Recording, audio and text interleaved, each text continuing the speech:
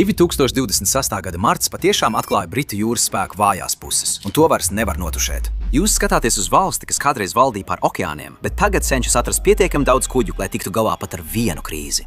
Vairāk nekā gadsimtu Karaliskā jūras karaflote noteica pasaules standartu. Britānija valdīja pār viļņiem.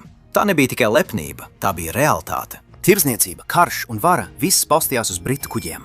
Pārējot uz 2026. gada, šis tēls joprojām saglabājas, taču realitātei tā ir būtiski mainījusies. Lielbritānija joprojām runā kā globāla jūras spēka lielvara. Tā joprojām sola aviācijas bāzes, kuģu grupas, NATO līderību, klātbūtni Indo-Klusā okeāna reģionā, kodola atbaidu un drošību Persijas līcī. Visu vienlaikus. Bet, ja paskatās tuvāk, flote, kas balsta šos solījumus, ir mazāka, vecāka un stipri pārslogota. Un te arī sākas īstais stāsts. Gadiem ilgi samazinājumi, kavēšanās, darba spēka trūkums un politiski pārlieku lieli solījumi ir klusi uzkrājušies. Skaitļi to padara acīmredzamu. 1975. gadā Lielbritānijai bija 166 jūras spēku kuģi. Līdz 2026. gadam šis skaits samazināsies līdz aptuveni 66.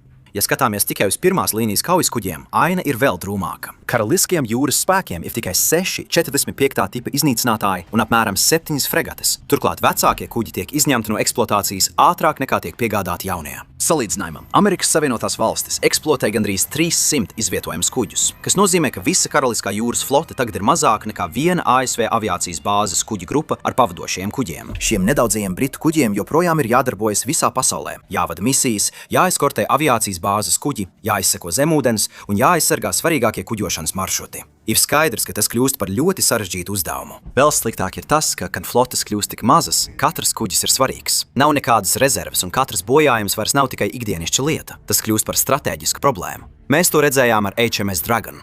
Pēc drona uzbrukuma netālu no RAF Ekoterija Kiprā, Lielbritānijai bija nepieciešama ātra reakcija.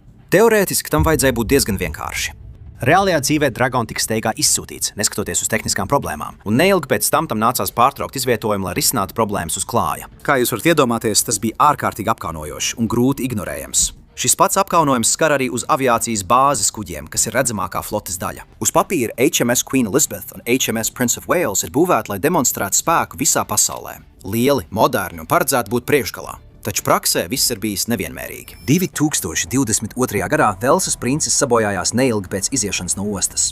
2024. gadā karaliene Elizabete bija spiesta atteikties no NATO mācībām, pat vēl nesākot kuģot mehāniskas problēmas dēļ. Tie nav nelieli sarežģījumi. Šie ir flagmaņi, kas cieš neveiksmes visas pasaules acu priekšā. Un tas bojā ne tikai tehniku, tas grauj uzticību. Pretinieki sāk uzdot jautājumus. Sabiedrotie klusiņām pielāgo savas gaidas. Šī lēnā erozija var nodarīt lielāku kaitējumu nekā pati avārija. Pats zemūdens nav pasargāts no šī hausa.